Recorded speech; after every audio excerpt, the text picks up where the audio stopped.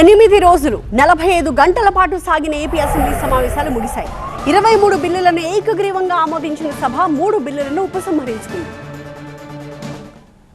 ఆంధ్రప్రదేశ్ రాష్ట్ర అసెంబ్లీ సమావేశాలు నిరవధికంగా వాయిదా పడ్డాయి. మొత్తం 8 రోజుల పాటు సభ జరిగిందని తెలిపిన స్పీకర్ అయ్యన్న పాత్రుడు 23 బిల్లుల్ని సభలో ప్రవేశపెట్టామని, అన్ని బిల్లులు ఏకగ్రీవంగా ఆమోదం పొందాయని వెల్లడించారు.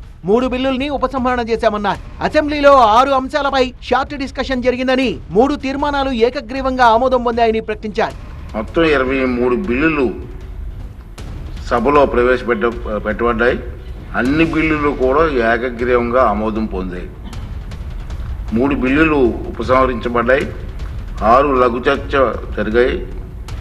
74వ నియమం కింద 2 అంశాలు చర్చించబడ్డాయి.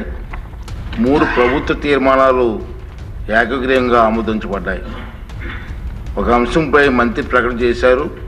వివిధ అంశాల మీద సభ్యులు మొత్తం 120 మంది ప్రసంగాలు చేశారు. ఒక కమిటీ నివేదిక సభకు సమర్పించబడింది.